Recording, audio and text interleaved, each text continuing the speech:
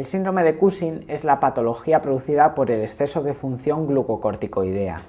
Clínicamente se caracteriza por lo que nos comenta en el enunciado: hipertensión, obesidad central, hiperglucemia, astenia y un morfotipo característico con cara de luna llena, cuello de búfalo, obesidad troncular y estrías rojo-vinosas en el abdomen. Luego, ante un paciente como el que nos describen, debemos sospechar síndrome de Cushing. Para el diagnóstico de síndrome de Cushing disponemos de unos test de screening que nos ratifican en nuestra sospecha y unos test diagnósticos que nos confirman la sospecha y nos dan un diagnóstico firme de síndrome de Cushing. Son test de screening el cortisol libre urinario y el test de Nugen, también llamado supresión nocturna con 1 miligramo de dexametasona. Nuestro paciente tiene un cortisol libre urinario y un test de Nugen positivos, por tanto ratifican nuestra sospecha de síndrome de Cushing y debemos realizar algún test diagnóstico. Los test diagnósticos de síndrome de Cushing son el cortisol a las 23 horas o cortisol nocturno, que en condiciones normales debe estar abolido y de ser mayor a 1,8 diagnostica síndrome de Cushing. También es test diagnóstico el test de Lidl-Debré, que se realiza con 2 miligramos de dexametasona. La ausencia de supresión del cortisol matutino con dosis de 2 miligramos de dexametasona es diagnóstica de síndrome de Cushing. También se considera diagnóstico de síndrome de Cushing el cortisol libre urinario cuando supera 3 veces el límite de la normalidad. En el caso clínico que nos ocupa, se realiza un test de Lidl-Debré sin descenso del cortisol matutino, luego confirma el diagnóstico de síndrome de Cushing y nos obliga a un diagnóstico etiológico.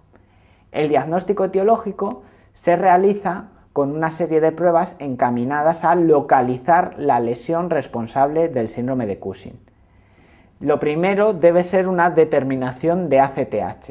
Si la ACTH plasmática está disminuida, es un Cushing ACTH independiente por secreción suprarrenal de cortisol. Si la ACTH plasmática está elevada o normal, es un Cushing ACTH dependiente por hipersecreción de ACTH. Nuestro caso tiene una ACTH normal al diagnóstico. ACTH normal en presencia de hipercortisolemia es una ACTH patológicamente normal.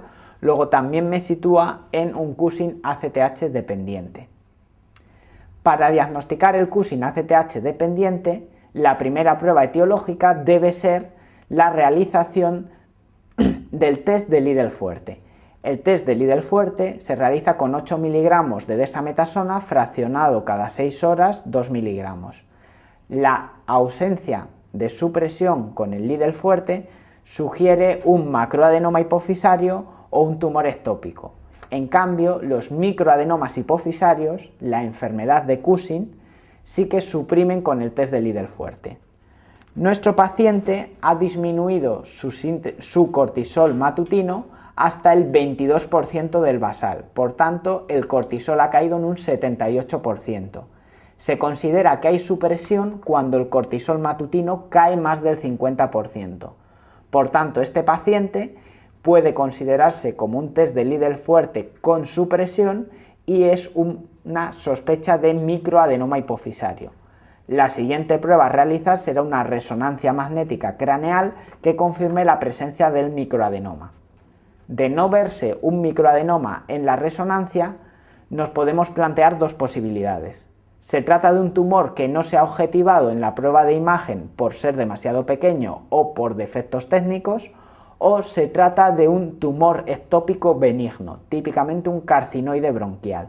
El carcinoide bronquial puede asumir un comportamiento similar al ectópico maligno, similar al macroadenoma hipofisario o similar al microadenoma hipofisario. Cuando tengamos sospecha de micro o macroadenoma hipofisario no confirmada en la resonancia, se debe hacer un cateterismo de los senos petrosos, que consiste en canalizar una vía periférica y realizar un cateterismo de los senos petrosos para medir simultáneamente la concentración de ACTH. Si la ACTH en seno petroso es francamente superior a la ACTH en sangre periférica, el punto de corte suele situarse en un cociente mayor de 3, entonces el origen de la secreción de ACTH está en la silla turca y por tanto será un microadenoma hipofisario que no se ha visto en la resonancia.